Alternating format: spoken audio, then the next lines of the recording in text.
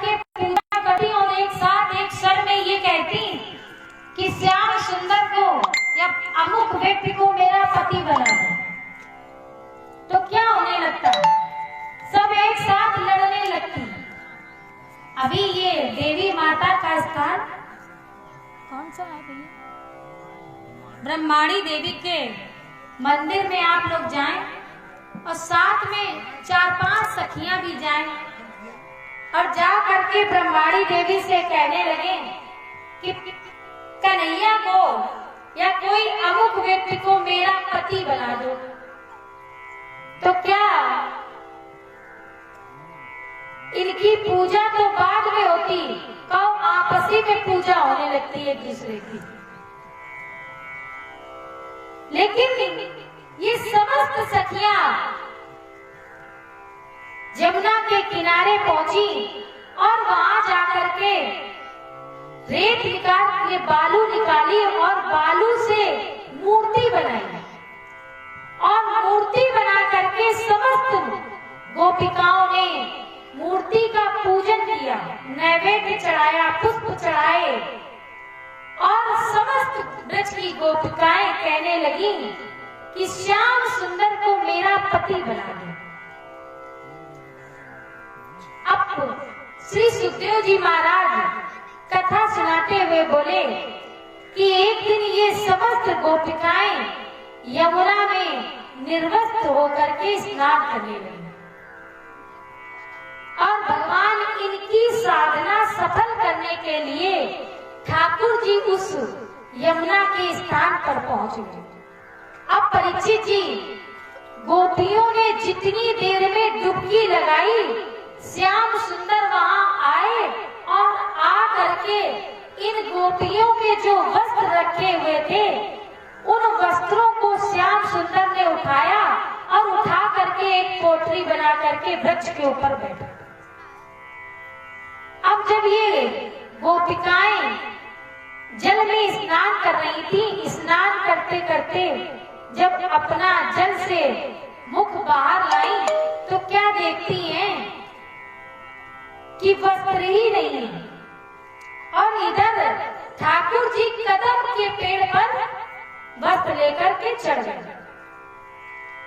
अब गोपिकाएं सब कंठ तक उनके जल है और कहती हैं कन्हैया कि मेरे वस्त्र वापस कर दो। और इधर उधर दृष्टि डाली तो गोपिकाएं जान गई कि ये कोई कार्य नहीं कर सकता, ये कार्य केवल कौन कर सकता है? ठाकुर जी। तो आज ये कहती है गोपिकाएं, श्याम सुंदर के दास्यासी करवामि तबोदितम्।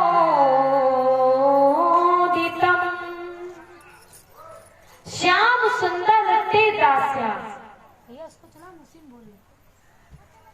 श्याम सुंदर ते दास्यासी, हे श्याम सुंदर, मैं तुम्हारी दासी हूं, दासी। और करवामि तबोदितम्, मैं तुम्हारे दोनों हाथों से हाथ जोड़ती हूं और कहती हूं कि मेरे वस्त्र मुझे दे दो।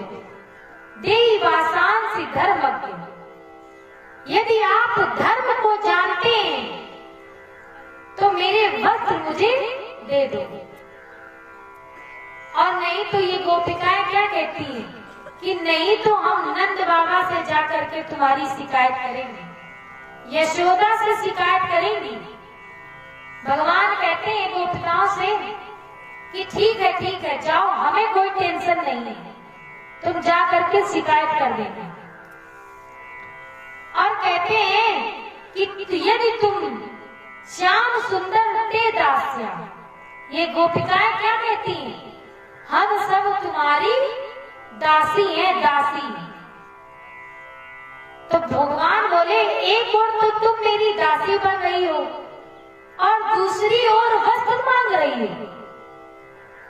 तो तुम वस्त्र क्यों मांग रही हो?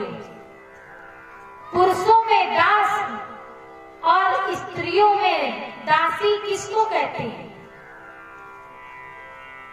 दास माने जो कभी अपनी इच्छा आस कभी भी अपने मालिक के सामने प्रकट ना करे, ऐसा कहते हैं दास। अब मान लीजिए हमने बार बार किसी से पानी मांगा और वो व्यक्ति की बहुत श्रद्धा है, कहने लगे दीदी जी हम आपकी दासी बन करके रहेंगे, आपकी सेवा करेंगे। और कई बार पानी मांगे, एक बार भी मना कर दिया तो फिर वो दासी नहीं रही। लेकिन जो भगवान को प्राप्त करने के अतिरिक्त दूसरा भाव, दूसरी कोई इच्छा ना हो, ऐसे व्यक्ति को कहते हैं दास एवं दासी। रामचरितमानस में उत्तरकांड में कुछ चौपाइयां संत श्रोमण तुलसी बाबा जी ने वर्णन की है।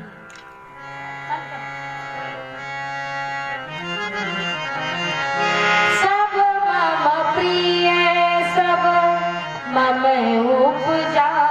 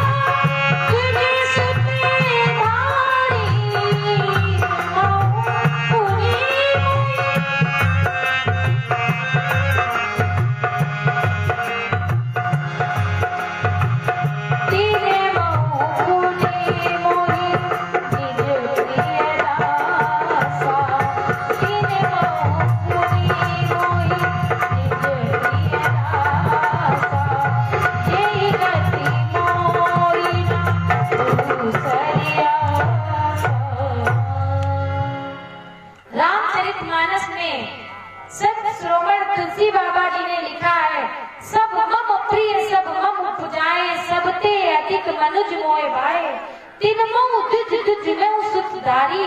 और नीचे पढ़ते पढ़ते आइए तो तीन मुँह पुनि मोई निज प्रिय दासा, जे गति मोरी न दूसरा आसा। दास उसको कहते हैं कि भगवान के अतिरिक्त किसी में भी उसकी कोई दूसरी आसक्ति ना हो, इच्छा ना हो, कल्पना ना हो, आसक्ति ना हो, ऐसे व्यक्ति को कहते हैं दास एवं दासी। किसी भी प्रकार की इच्छा न रखे, केवल यदि इच्छा करे तो केवल किसके प्रति? ईश्वर के प्रति, भगवान के प्रति, परमात्मा के प्रति। तो गोपियां कहने लगी कि श्याम सुंदर ते दासी, ठाकुर जी मैं आपकी दासी हूँ। तो भगवान कहते हैं यदि मेरी दासी हो तो जैसा मैं कहूंगा वैसा करोगी। अब गोपिकाएं कहती हैं कि अब वस्त्र तो ठाकुर जी से लेने ही है, और ये सब गोपिकाएं ठाकुर जी से प्रेम करती थी। समस्त गोपिकाएं बोली कि प्रभु आज्ञा दीजिए, यदि आपकी आज्ञा होगी तो जो आप कार्य कहेंगे वो हम सब करेंगे। तो भगवान बोले अत्र आगत, अत्र आगत, आओ मेरे पास आओ। देखिए एक बात हम आपसे कहना चाहेंगे कि जो भगवान ने इस कथा में वस्त्र लिए चीर रंग के, ये वस्त्र काहे के? वासना के। और जब तक जीव की वासना को, जो जीव के वासना होती है, वासना के वस्त्रों को भगवान त्याग नहीं देते, छुड़वा नहीं देते, तब तक उस जीव की उपासना पूर्ण नहीं होती। ये इस कथा का मूल सार है। भगवान ने कहा कि तुम अपने वस्त्र लेना चाहती हो तो अत्र आगत्र मेरे पास आओ। अब ये समस्त ब्रज की गोपिकाएं भगवान के पास गई अपने अपने अंगों को छिपा करके, और समस्त ब्रज की गोपिकाओं को भगवान ने वस्त्र दिए और कहा श्याम सुंदर ने कि अब तुम यहाँ से जाओ।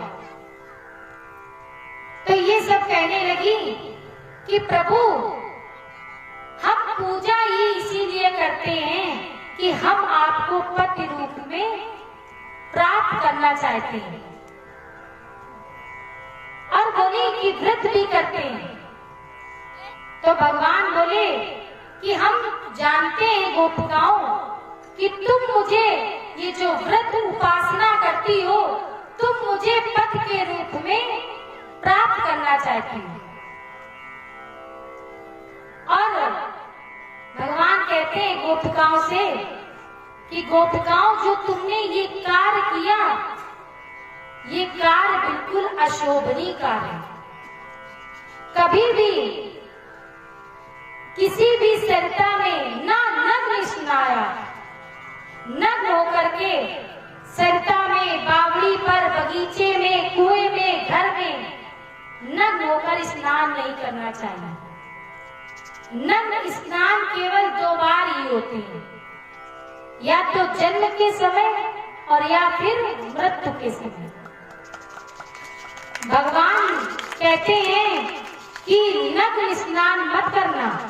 आज गोपिकाओं ने भगवान के चरण स्पर्श किए और क्षमा प्रार्थना की।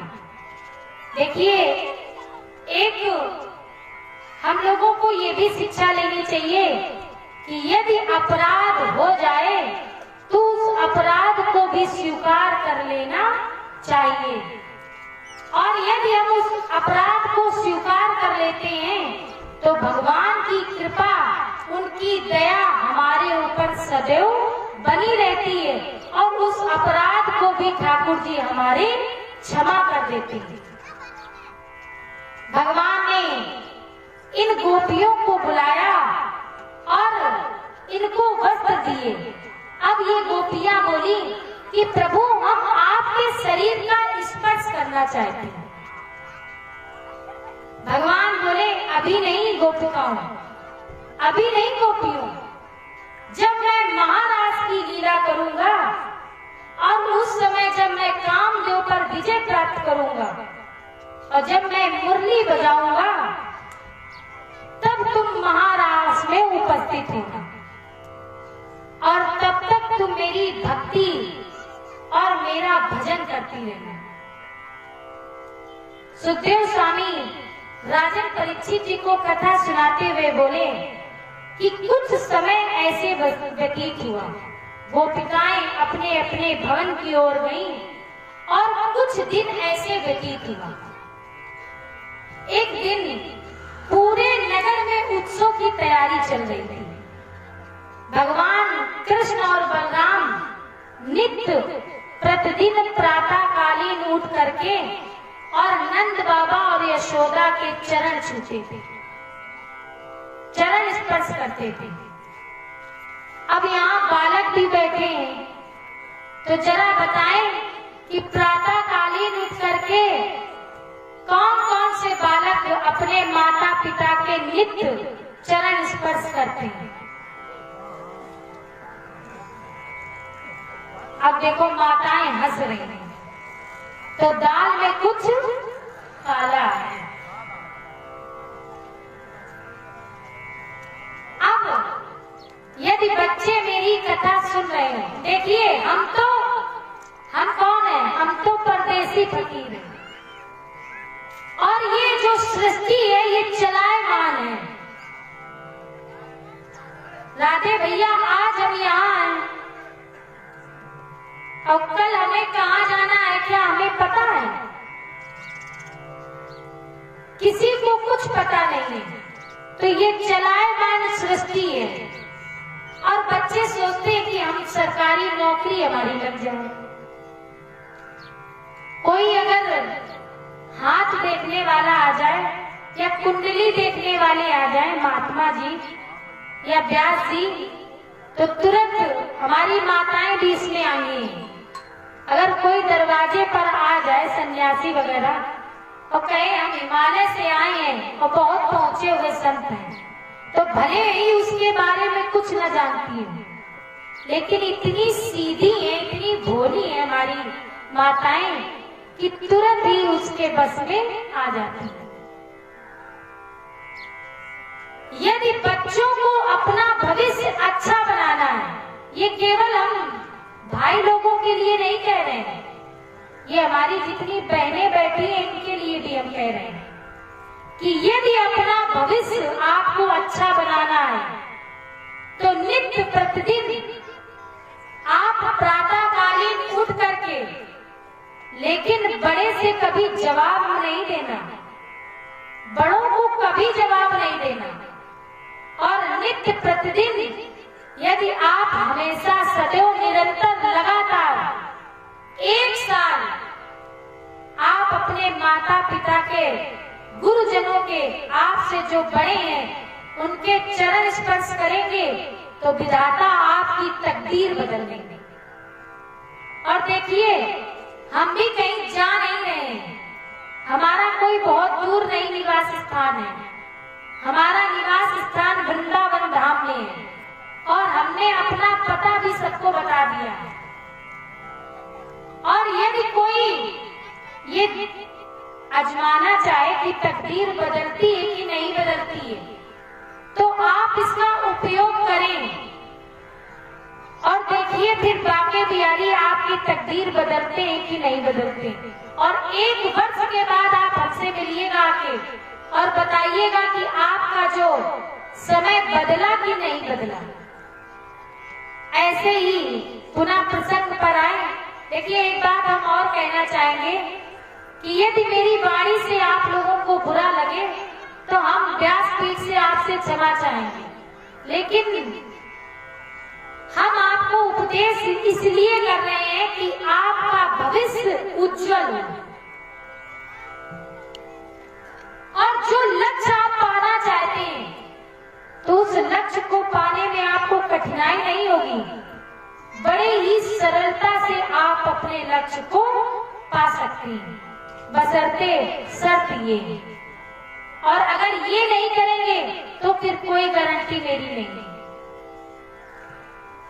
चरण स्पर्श नंद बाबा और यशोदा मैया के नित्य प्रतिदिन कन्हैया और बलराम किया करते थे। तभी तो संत शिरोमणि तुलसी बाबा जी ने भी लिखा है।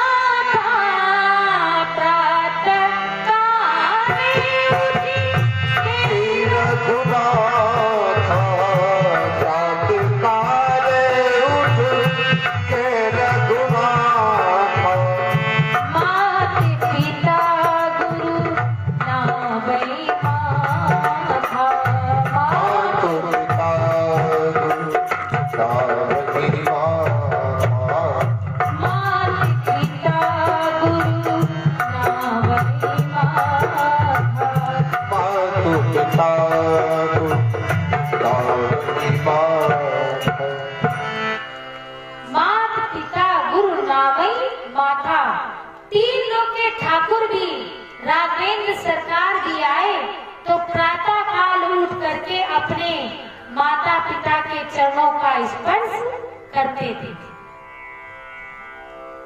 नंद बाबा और यशोदा मैया के चरणों में प्रणाम किया और पूछने लगे कन्हैया कि बताओ बाबा, आज बड़ा उत्सव मनाया जा रहा है, ये काहे की तैयारी चल रही है? बाबा से पूछते हैं बाबा जी ये बताइए कि आज कौन सा त्योहार है भाई? जब अभी कौन सा त्योहार आया था? होली का। तो होली में आप लोग गुजिया वगैरह बनाती हैं कि नहीं? चिप्स पापड़ भूजे जाते हैं, गुजिया बनाई जाती है। होलिका दहन के लिए आप लोग कंडे वगैरह काटती होंगी, तो सारी तैयारी की जाती है। उसी प्रकार से ब्रज में आज उत्सव की तैयारी चल रही थी। तो कन्हैया पूछने लगे कि बाबा कौन सी तैयारी हो रही है? तो भगवान से, कन्हैया से नंद बाबा कहते हैं, परिजन्यो भगवान इंद्रो मेघात तस्यात मूर्तियां। कन्हैया ये जो बादल है, बादल, ये काले काले बादल हैं, ये भगवान हैं। और ये इंद्र भगवान हैं। और ये मेघ बरसाते हैं, ये पानी बरसाते हैं, जल वृष्टि करते हैं। जब इंद्र मेघों को आज्ञा देते हैं तो ये मेघ जल वृष्टि करती है। और जब जल वृष्टि होती है तो कन्हैया अन्न उत्पन्न होता है। और जब अन्न उत्पन्न होता है तो हम लोग उस अन्न को खाते हैं, और उस अन्न को खा करके हम लोग जीवित रहते हैं। और यदि इंद्र मेघों को आज्ञा न दे, जल न बरसाए, तो बेटा हम लोगों को अन्न नहीं मिलेगा, हम लोग भूखों मर जाएंगे। इसलिए नंद बाबा बोले कि कन्हैया आज हम समस्त ब्रजवासी मिल करके और इंद्र की पूजा कर रहे हैं। कन्हैया बोले बाबा इंद्र में इतना सामर्थ्य कहां से आ गया कि वो किसी को जीवित रख सके? कन्हैया बोले अरे इंद्र तो स्वयं भोगी है, वह स्वयं सुख भोगता है, वो दूसरे को सुख थोड़ी दे सकता है, और वह अपने पुण्यों को भोगता है। भगवान बोले कि बाबा इस संसार में जो जीव जगत में आता है उस जीव को कोई मार नहीं सकता है, ना ही उसे कोई दुख दे सकता है, और ना ही उसे कोई कष्ट पीड़ा कोई नहीं दे सकता है। भगवान ने, ठाकुर जी ने कर्म योग का ज्ञान नंद बाबा को कराया और कहा कर्मणा जायन्तो जन्तो कर्मण्यो भिलीयते। बाबा कर्म से ही जीव का जन्म होता है और कर्म से ही जीव का पतन होता है। सुखम दुखम क्षेमम कर्मणे इव अभिपद्यते। सुख दुख भय कुशलता बाबा ये सब हमारे कर्म पर निर्भर करती है। कन्हैया बोले कर्मण्यो गुरु, कर्म ही हमारा गुरु है, और कर्मण्यो ईश्वरा, हमारा कर्म ही ईश्वर है। और इसलिए हम सभी लोगों को कर्म करना चाहिए।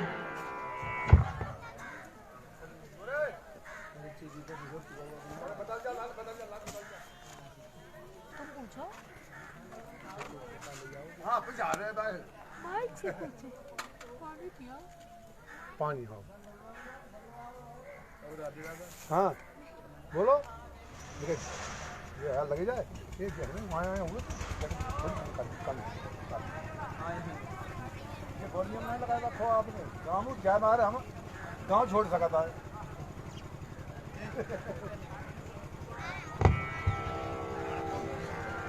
प्रेम से बोलिए गोविंद भगवान की, बोलिए राधा रानी सरकार की। भाई जय इतनी धीरे से, अरे पता तो चले कि पांडाल में आज बहुत भीड़ है।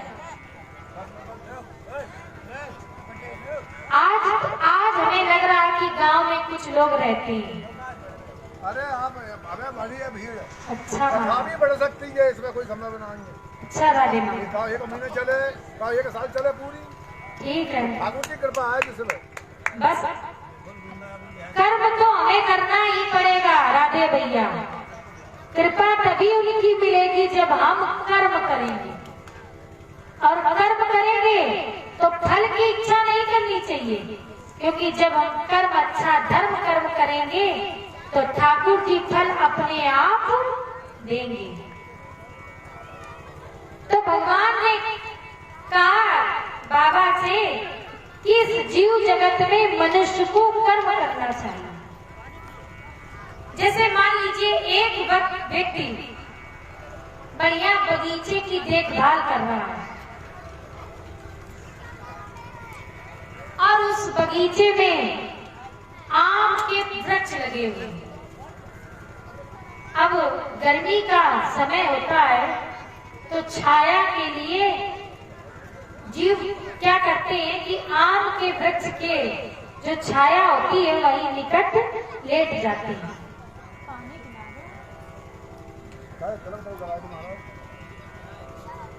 अब ये चुपचाप वही जीव लेट गया मनुष्य, और ऊपर से वृक्ष ने एक फल गिराया। अब कथा में किसी का मन नहीं लग रहा है। परीक्षित जी केवल हमारा हो रहा था, सबका नहीं लग रहा। देख लो बिहारी लाल की। तो कथा कहाँ चल रही थी?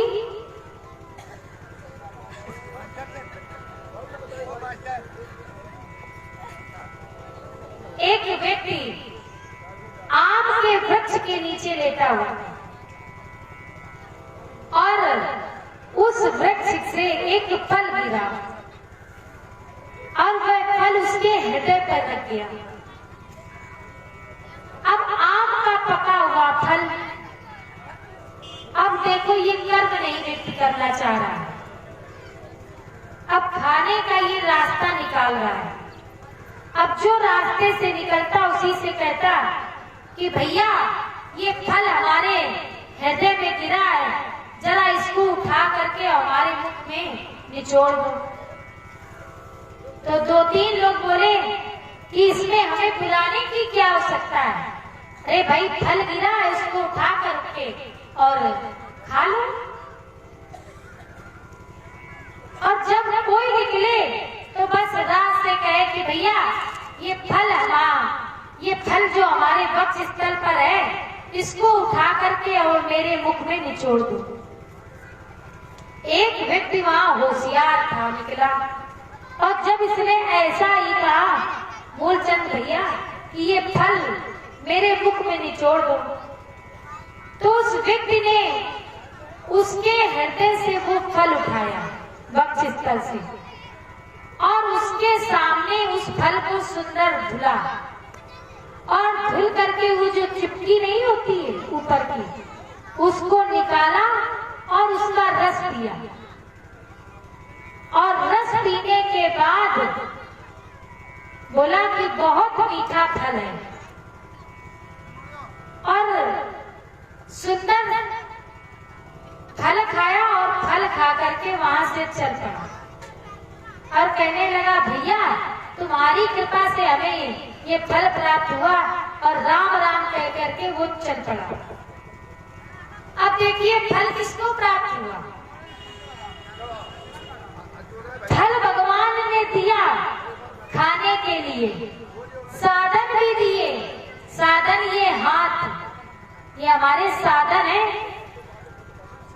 मान लीजिए हम किसी के यहाँ गए खाना खाने, भोजन करने गए और भोजन करने में खीर अत्यधिक गर्म है और अब चम्मच लगा करके खाया जाता है। तो आपने चम्मच उठाई और यदि खिलाने वाले ने नहीं बताया कि ये गर्म है और आपने चम्मच उठाई और मुख में डाल लिया तो क्या होगा? जल जाएगा मुख। तो भगवान कहते हैं कि हमने ये साधन दिए, ये साधन जो है ये हमारी चम्मच है। अगर हाथों से खीर खाता तो उसको पता नहीं चल जाता, जो ही खीर में हाथ डालता तो हाथ अपने आप जलने लगते, तो वो अपना क्या मुख में खीर डालता, मुख जलता नहीं जलता। तो भगवान कह रहे हैं हम संसार में जीव को फल भी देते हैं और साधन भी देते हैं और मुख भी देते हैं, लेकिन फिर भी ये जीव इस संसार में आकर के कर्म नहीं करना चाहता, बिना कर्म के, और ये फल की इच्छा करता है कि भाग्यवश मिल जाए। लेकिन यदि हम इस संसार में आए हैं तो कर्म करें, और जब हम कर्म करेंगे तो फल तो भगवान हमको देंगे। तभी लिखा है कवियों ने कि प्रभु ने तुमको कर दान दिए, सब वंचित वस्त्र विधान दिए, नर हो न निराश करो मन को, कुछ काम करो जग में रहकर कुछ नाम करो, समझो न निरा जग को सपना, खूब मार्ग प्रशस्त करो अपना, आप अखिलेश्वर हो अवलंबन हो, नर हो न निराश करो मन। कर्मणे गुरु, कर्म ही हमारा गुरु है, और कर्म की गति बड़ी ही कठिन है, गहनो गति, कर्मणो कर्मणे गुरु, और कर्म की जो गति है गहनो, बड़ी ही गहन गति है, बड़ी ही कठिन गति है, और ये ऐसी गति है कि ये हमारे भाग्य को भी बदल सकती है, बशर्ते कर्म करें। जिस समय महाभारत का युद्ध हो रहा था तो अर्जुन को भगवान ने गीता में उपदेश दिए और कहा है, कर्म की भी व्याख्या भगवान ने की। इसके बाद ठाकुर जी ने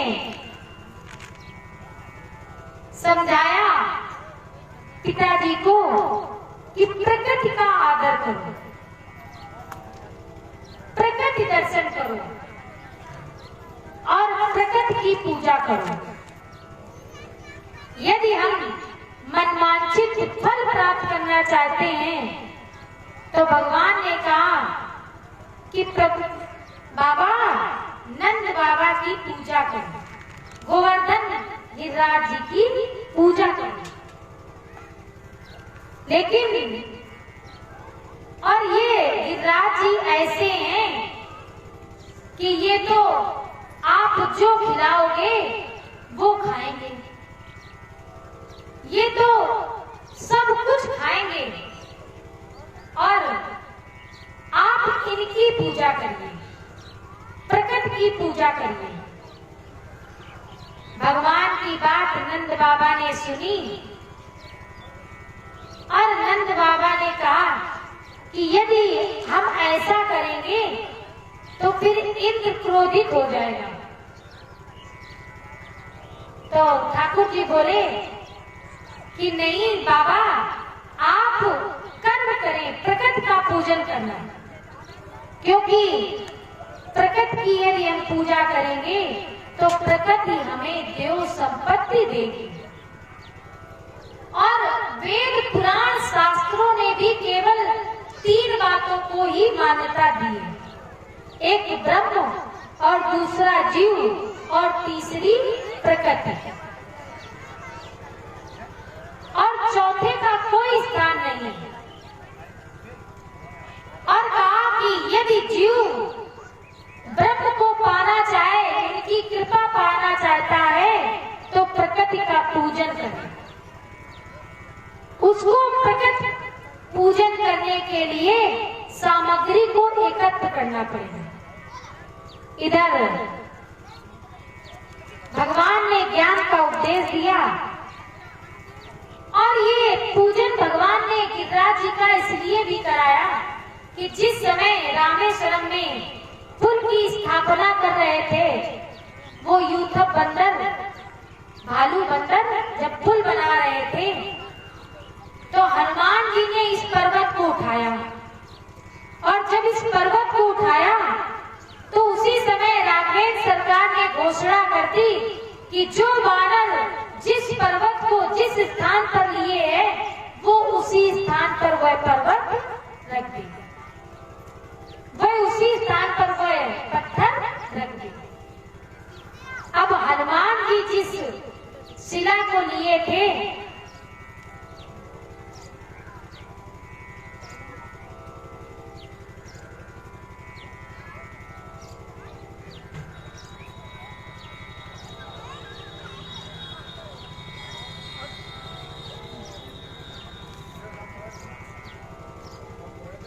प्रेम से बोलिए गोविंद गोपाल की। हनुमान जी बोले, ये पत्थर कहने लगा कि प्रभु आपने तो कहा था कि हम तुम्हें भगवान का स्पर्श कराएंगे, और अब प्रभु ने ये घोषणा कर दी कि जो वानर भालू जो शिला पत्थर लिए हैं वो वहीं पर रख देंगे। तो अब हनुमान जी कहते हैं कि मेरे ठाकुर जी तुम्हारा स्पर्श जरूर करेंगे, तुम अपने मन से ये जो निराशा है इसको छोड़ दो, त्याग दो, और तुम्हारे स्पर्श ठाकुर जी जरूर करेंगे। जब द्वापर में भगवान अवतार लेंगे, तब तुम्हारे इस पर्वत को स्वयं भगवान तीन लोक के ठाकुर तुम्हारे पर्वत का स्पर्श करेंगे। हनुमान जी ने जब अपने भक्त से ऐसा कहा, तो इस शर्त को भी पूरा करने के लिए हमारे ठाकुर जी कन्हैया जी ने इस गोवर्धन पर्वत की पूजा कराई, और अब भगवान की पूजा होने लगी। समस्त ब्रजवासियों ने स्नान किया और शुद्ध अच्छे सुंदर कपड़े पहने, और पहन करके अपना अपना श्रृंगार किया, और सबने 56 प्रकार के भोग बनाए। कड़ी, गुलगुला, दूध, दही, मिश्री, माखन, कलाकंद, रबड़ी,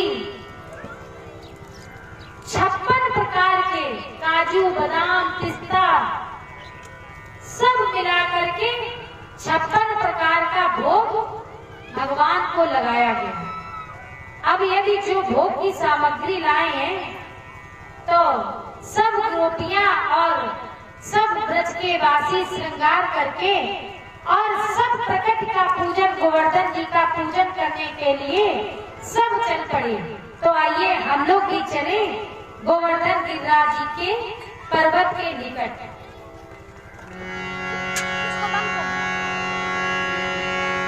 और सभी लोग हमारे साथ गिरिराज जी तक चले। देखिए गिरिराज जी आप लोग गए हैं कि नहीं गए? जो नहीं गया है वो अपने हाथ खड़ा कर, नहीं गए तो, और जो गए हैं वो तो गए लोग तो बहुत लोग हैं। तो वो लोग जानते हैं कि गिरिराज जी में जब 56 प्रकार के भोग लगाए जाते हैं बाबा जी की नहीं, 56 प्रकार के भोग लगते हैं। और यहाँ जो आप लोग भोग लेकर के आई हो, तो पहले तो हमारे परीक्षित जी जो भोग लेकर के आए हैं वो पहले पूजन करेंगे गिरिराज जी का। इसके बाद एक इकट्ठे आप लोग नहीं उठेंगी, एक एक माता उठ करके पूजन करेगी। समस्त गोपियों ने श्रृंगार किया और अपने अपने घर से सुंदर सुंदर पकवान बना करके समस्त ब्रज की गोपियां आज गिरिराज जी की ओर निकल पड़ी, और सब रास्ते में गीत गाते हुए ब्रज की ओर जा रही हैं, सब गिरिराज की ओर जा रहे हैं। मैं तो गोवर्धन को जाऊं मेरे वीर, नहीं माने मेरो मनवा। मैं तो गोवर्धन को जाऊं मेरे वीर, नहीं माने मेरो मनवा। नहीं माने मेरो मनवा, सखी नहीं माने मेरो मनवा। नहीं माने मेरो मनवा, नहीं माने मेरो मनवा। वही देखिए, ब्रज की जो गोपिकाएं जा रही थी, वो नाचते गाते झूमते धूम मचाते हुए जा रही थी। और आज आप लोग कहाँ बैठे हैं? ये नगला पार थोड़ी है, ये आप ब्रज में बैठे हैं। तो ब्रज की जो गोपिकाएं थी, वो शर्माती नहीं थी। वो समस्त गोपिकाएं ब्रज में, आज ब्रज की समस्त गोपिकाएं गिरिराज जी में सज संवर के नाचती गाती जा रही गिरिराज जी तक। तो आप लोग भी सूखा सूखा ना करिए, नाचते गाते ब्रज की ओर चले। मैं तो गोवर्धन को जाऊं मेरे वीर, नहीं माने मेरो मनवा।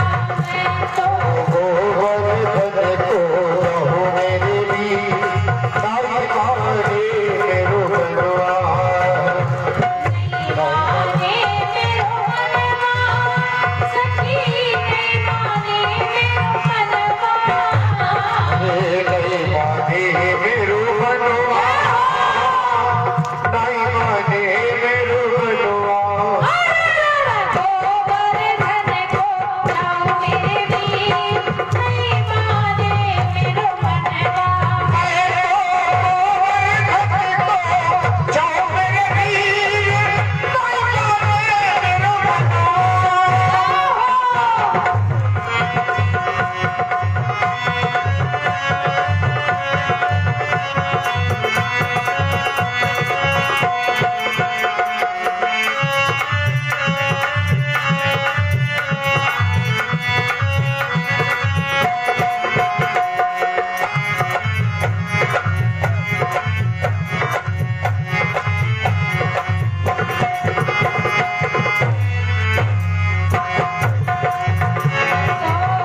गोवर्धन को जाऊं मेरे वीर, नहीं माने मेरो मनवा। गोवर्धन को जाऊं मेरे वीर, नहीं माने मेरो मनवा। नहीं माने मेरो मनवा, सखी नहीं माने मेरो मनवा। नहीं माने मेरो मनवा, ओ सखी नहीं माने मेरो मनवा। जाऊं मेरे वीर, नहीं माने मेरो मनवा। जाओ मेरे वीर, नहीं माने मेरो मनवा।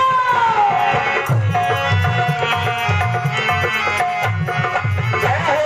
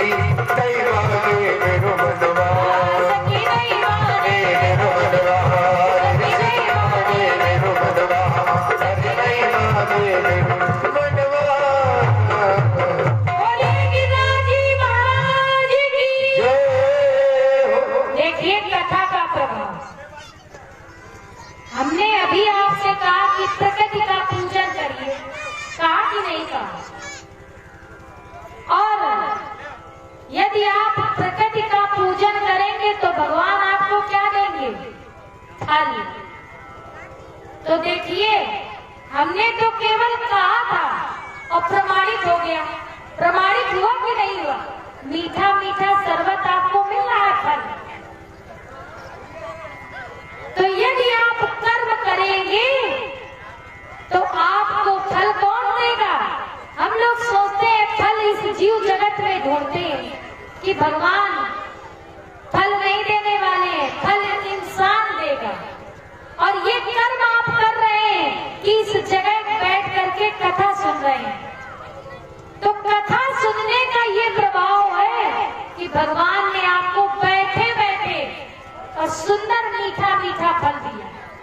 तो आप लोग कुछ देर के लिए फल पिए, ग्रहण करें, उसका रसपान करें। तब तक मैं अपनी वाणी को विराम देती हूँ और तब तक ये फल भी आप लोग प्राप्त करें।